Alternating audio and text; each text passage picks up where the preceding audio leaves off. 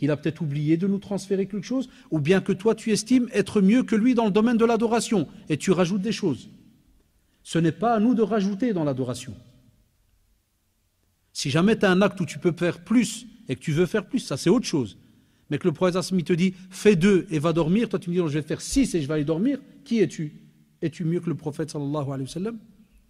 Ça c'est un petit dilemme qu'on a, mais que, comme j'ai dit aussi dans l'introduction, on doit savoir expliquer. Ça ne veut pas dire que ce texte te pousse aujourd'hui, à l'heure où je te parle, pour aller traiter tout le monde d'innovateur, ou de rabaisser peut-être un membre de ta famille, ou un parent mesquin qui fait un acte depuis des années, parce qu'il a toujours été confiant, il a toujours vu cela, de la part par exemple de son imam, ou ceci ou cela, et toi directement, comme on le voit aujourd'hui, dans les mails, mon père l'innovateur, je vous l'ai déjà raconté, combien de fois, et ça me vient encore, wallahi, mon père l'innovateur. Là, apprends-lui, enseigne-lui, sois à ses côtés, essaye de lui apporter des petites preuves, montre-lui certains textes, mais ne sois pas de ceux qui jugent, sans apporter une information, sans aider la personne. Parce que juger, c'est facile, mais tu ne connais pas le vécu de la personne. Wallah, il y en a qui sont innovateurs, ils ne savent pas.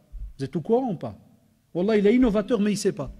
Et il y en a qui aiment cela, ça c'est différent. Celui-là qui aime et qui transmet, tu lui parles, et si jamais, wal'adu billah, tu sais qu'il fait des dégâts, ne va pas leur l'insulter, le casser ou quoi que ce soit, mais va leur expliquer.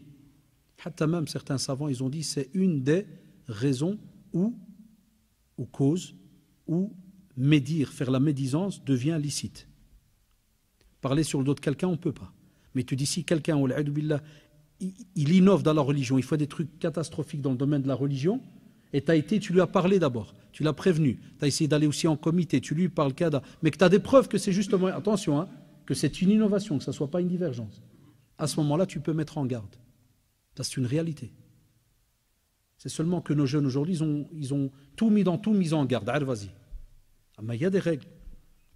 Personne n'a dit que la mise en garde n'a jamais existé. Elle a existé même chez nos grands savants. Et tous les 4, là, quand tu prépares le sujet, les 4 ont parlé des innovateurs. Les 4 ont parlé de ceux qui parlent sans science, et ainsi de suite. Mais il y a des règles. Hatta dernièrement, par exemple, la grande instance des savants d'Arabie a dû ressortir une nouvelle fatwa, signée aussi par Cheikh Al-Fawzan, Hafidahullah, et bien d'autres. Ils étaient à 4 qui ont signé la fatwa pour dire que, voilà, les jeunes, même les étudiants en sciences, ne peuvent pas passer leur temps à casser et à rabaisser les autres étudiants, bien les autres mashaïrs, mais d'essayer de se regrouper, de s'unir. Ça sous-entend qu'on doit s'asseoir, on discute, on voit les argumentations, on voit est-ce qu'il y a une divergence effectivement, ou bien tu veux juste rester dans le mal, dans le vide, et attirer des gens avec toi dans ce domaine. C'est là que c'est pas bien. Mais il y a toute une déontologie, wallah, tout un comportement.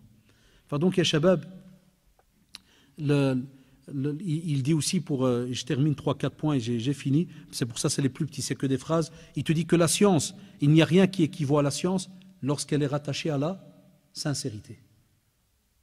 Si tu apprends dans le but de plaire à Allah subhanahu wa ta'ala et pas pour demain aussi être un beau parleur ou ceci ou cela, wallah, Allah subhanahu wa ta'ala, il te dit il n'y a rien qui égalise cela. C'est très très beau et tu peux vivre d'une manière wallah heureux.